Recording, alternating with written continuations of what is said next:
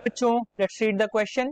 Question says a horizontal force of 10 Newton is necessary to just hold a block stationary against a wall.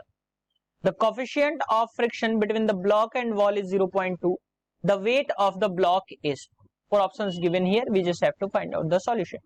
So बच्चों solution में हम सबसे पहले बात करेंगे की कॉन्सेप्ट की. तो ध्यान रखिए जो फोर्स ऑफ फ्रिक्शन होता है वो क्या होता है बच्चों, म्यू इनटू नॉर्मल फोर्स के.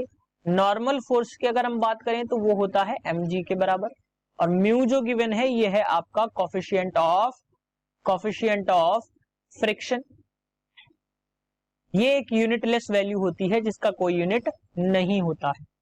अब अगर हम यहां पे बात करें तो 10 न्यूटन का फोर्स इस पे जब हम अप्लाई करेंगे तो एक रिएक्शन फोर्स R जो कि 10 न्यूटन का अपोजिट होगा वो लगाएगा. न्यूटन के थर्ड लॉ से every action has an equal and opposite reaction. और यहाँ पे फोर्स जो होगा इसको होल्ड रखने के लिए कुछ इस तरीके से वर्क करेगा और डाउनवर्ड फोर्स एक mg यहाँ पे वर्क कर रहा होगा. सो यहाँ पे अगर हम क्वेश्चन के अकॉर्डिंग देखें तो R की वैल्यू जो आपको मिली वो 10 न्यूटन के बराबर है, और F ऑफ लोड की अगर हम बात करें तो वो कितना हो जाएगा, यानी कि W यानी कि वेट के बराबर, और वेट इसका क्या है mg के बराबर. और यहाँ पे FL की अगर हम बात करें यानी कि फ्रिक्शनल फोर्स की अगर हम बात करें तो कितना हो जाएगा, mu into normal force that is R. तो वैल्यूज जब हम यहाँ पे पुट करेंगे नेक्स्ट स्लाइड में इसको देखते हैं, यानी कि यहां से आपको क्या मिल जाएगा, mu into R equals to W यानी कि mg के बराबर, या आप फोर्स भी लिख सकते हैं.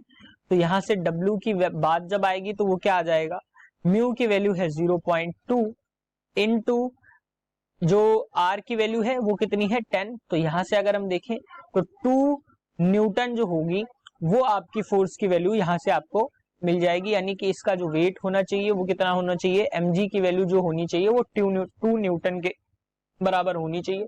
तो ऑप्शन की अगर हम बात करें तो option 4 is the correct answer for this question.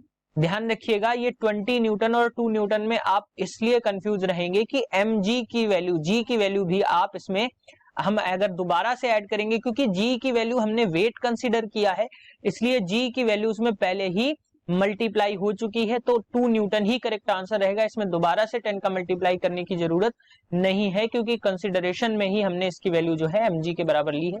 So 4 option ही इसका करेक्ट होगा. Hope you understood it well. Best of luck.